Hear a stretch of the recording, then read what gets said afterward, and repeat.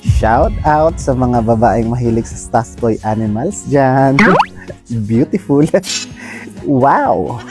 Ang cute nyo. Kayo yung abnormal na normal. Ano tong sinasabi nyo na mas maagang nagmamature ang mga babae kumpara sa mga lalaki? Talaga ba? Matanong ko lang, ilang taon ka na at meron ka pa rin mga manika na yan? Umamin ka, tayo-tayo lang. May mga pangalan sila, no? Mga babies mo. Sa tuwing mag-isa ka, kinakausap mo. Nagsasalita rin ba sila? Yung iba sa inyo, kolorete, dekorasyon sa kwarto. Samantalang yung iba talaga stinodo. Kasama sa pagtulog. Yung iba niyayakap. Yung iba pinaghahalikan. Mga walang ya kayo. Yung ibang mga manika nyo, amoy laway na, wala pa rin labakan, pero todo halik pa rin.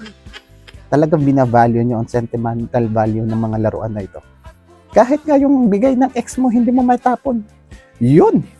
Naglulungga doon sa closet mo. Malungkot. Pero sino ba naman ako para husgahan kayo?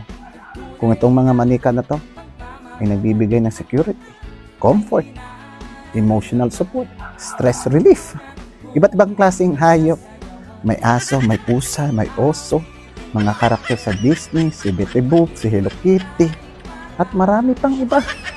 Hindi man ako magtaka kasi mismo yung nag-aalagang amo. Sa panlabas mukhang tao, pero sa loob dragon.